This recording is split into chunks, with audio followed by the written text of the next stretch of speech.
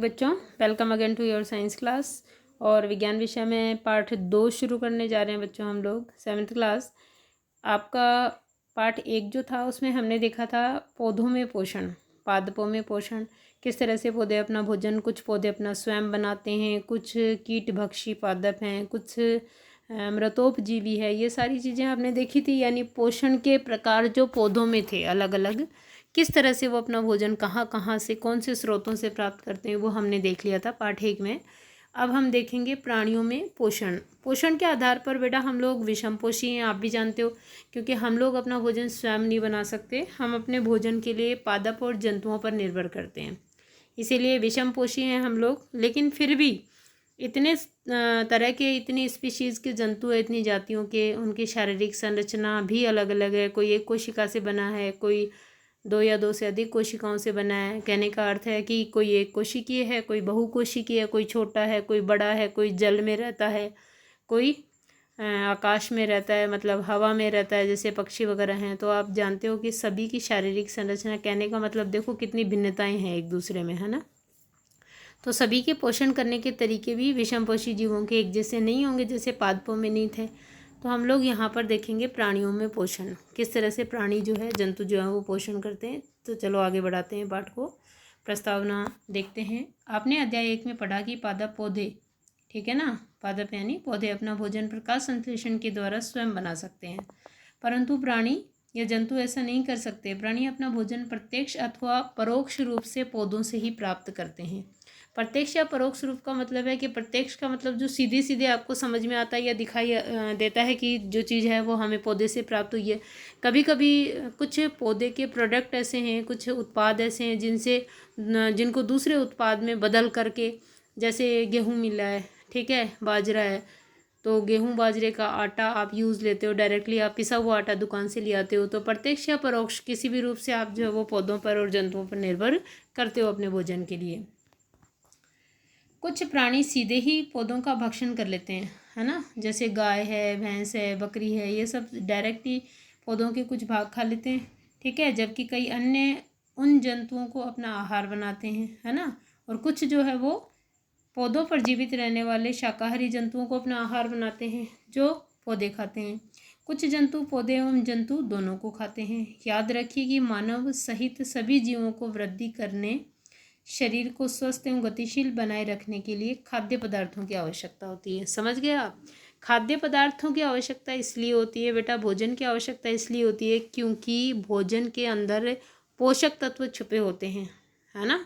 और हम 6th class से पढ़ते हुए आ रहे हैं कि भोजन के मुख्य पोषक तत्व कौन कौन से होते हैं, बताइए। कार्बोहाइड्रेट है, विटामिन्स हैं, प्रोटीन, मिनरल, ठीक है, ये सारी चीज़ें, रुक्षांश है, जल है, खनिज लवण है, ये सब जो है वो खाद्य पदार्थों में छुपे होते हैं। जब हम लोग भोजन के रूप में इन खाद्य पदार्थों को खाते हैं और इसी भोजन का हमारे शरीर के अंदर ऑक्सीजन की उपस्थिति में जब सरल टुकड़ों में टूटना होता है, ठीक है, टूटने की क्रिया होती है, उस दौरान ये पोषक तत्व जो है वो इनसे रिलीज हो जाते हैं या निकल जाते हैं और हमारे ब्लड में अवशोषित कर लिया जाता है। यानी हमारे शरीर के द्वारा इनका उपयोग किया जाता है ऊर्जा के रूप में। जो हमारे शरीर को ऊर्जा चाहिए ना, वो इन्हीं खाद्य पदार्थों के पोषक तत्वों से मिलती है।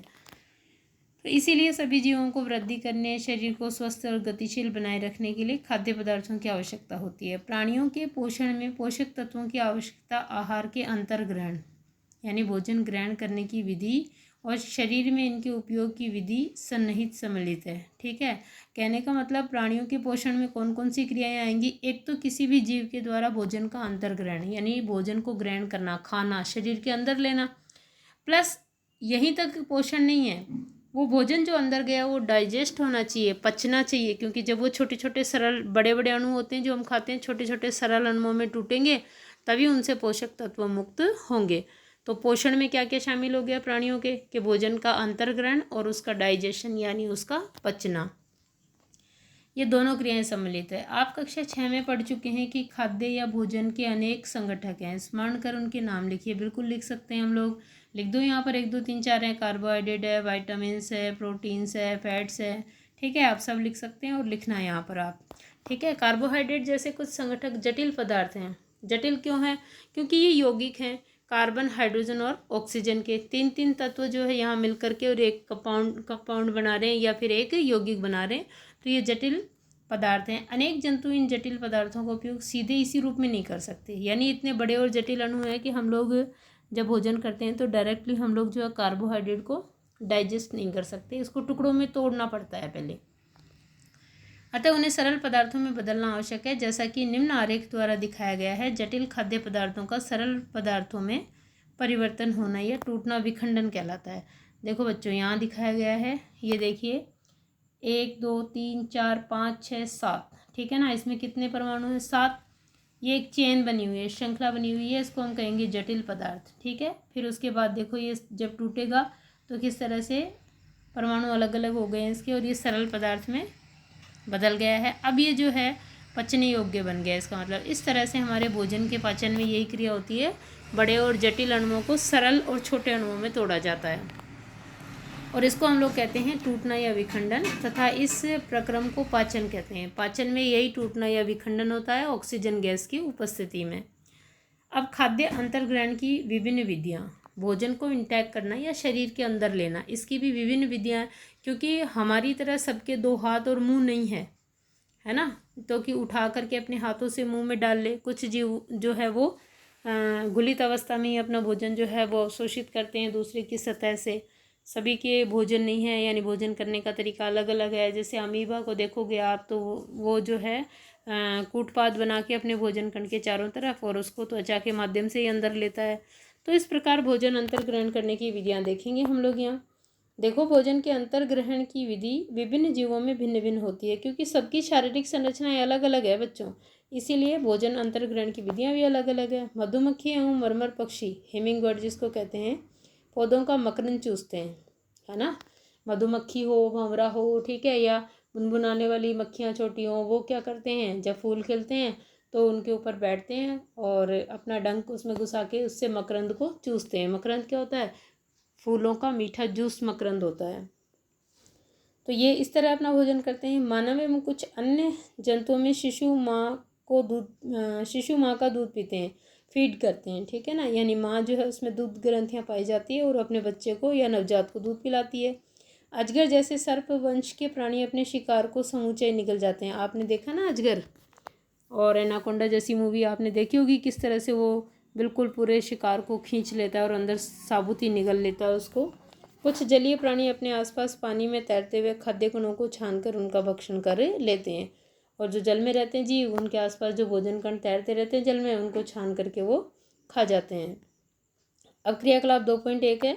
सारणी 2.1 में दिए गए जंतुओं के भोजन के प्रकार एवं पोषण प्राप्त करने की विधि कौन कौन सी है, अपने लिखना है आपको। सारणी 2.1 अंतर्ग्रहण की विधि, विभिन्न विधियाँ लिखो। देखो, घोंघा स्नेल कैसे भोजन करता है, आहार का प्रकार कैसा होगा और आहार की विधि कैसी होगी, ठीक है। चींटी कैसे करती है, चील कैसे करती है, मरमर पक्षी अभी ऊपर पड़ा है अपने, जूं कैसे करती है, मच्छर कैसे करता है, तितली कैसे करती है, मक्खी कैसे करती है। तो आप सब जानते हो, देखो मक्खी भी भोजन के ऊपर बैठ करके और सुख करती है, उसको चूसती है। तितली है तो तितली भी आपको पता है कि फूलों पे बैठती है, तो नेक्टर जिस तरह से मरमर पक्षी करता है वैसे ही मच्छर भी क्या करता है, खून को चूसता है ना। जूं क्या करती है, ब्लड को सुख करती है, चूसती है। मरमर पक्षी भी नेक्टर चूसता है। चील अपना भोजन किससे करती है, चोंच से करती है, ठीक है। फिर उसके बाद चींटी अपने मुंह में पकड़ के भोजन को एक स्थान पर ले जाती है और फिर बाइट्स करती है उसकी। फिर जैसे स्नेल वगैरह है, तो इन सब को आपको क्या करना है, भरना है, इस विधि को भरना है। आहार की विधि: छीलना, चबाना, काटना, भेदन, पकड़ना तथा निगलना, साइफनी, स्पंजी चूषण इत्यादि, ये सब इसके अंदर भर सकते हो आप, ठीक है ना। चबाना, काटना, भेदन करना, काटने को भेदन करना कहते हैं, पकड़ना और निगलना, ठीक है। अब चलें आगे। अद्भुत सत्य, ठीक है। स्टारफिश यानी तारा मछली कैल्शियम कार्बोनेट के कठोर कवच वाले जंतुओं का आहार करती है, क्योंकि बेटे ये जल में रहती है, और जल में जो अधिकतम जीव होते हैं वो जल के अंदर रहते हैं। उनकी स्किन, उनकी त्वचा गले नहीं, इसलिए उनके ऊपर कैल्शियम कार्बोनेट का एक कवच बन जाता है, कठोर कवच। क्योंकि कैल्शियम कार्बोनेट आपके संगमरमर का भी सूत्र है, तो देखो आप कितनी कठोर परत बन जाती होगी।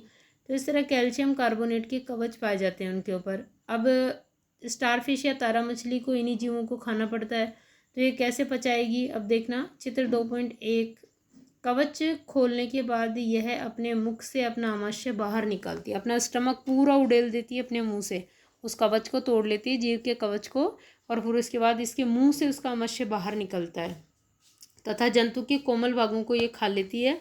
आमाशय वापस शरीर में चला जाता है ना, इंटैक्ट करने के बाद में। और अब उस आहार को ये धीरे धीरे क्या करती है? पचाती है। ये स्टारफिश है आपकी तारा मछली, इसका चित्र है, बनाना आप स्टारफिश को। अब प्रेक्षण सारणी 2.1 में लिखिए। आप देखेंगे कि सारणी के नीचे लिखी गई खाद्य अंतर्ग्रहण की विधियाँ उन विधियों का विवरण लिखने में सहायक है जिनसे जंतु भोजन का अंतर्ग्रहण करते हैं। ठीक है। अब बच्चों आपको ये सारणी बनानी है 2.1, अपनी कॉपी में इसके भरने का प्रयास करना आप। और इसके अलावा जो है वो तारा मछली अपना भोजन किस तरह करती है, एक ये अमेजिंग फैक्ट है, अद्भुत सत्य है, तो इसको भी आप अपने कॉपी में लिखना। ओके स्टूडेंट्स, पाठ को आगे हम लोग अगले वीडियो से बढ़ाएंगे।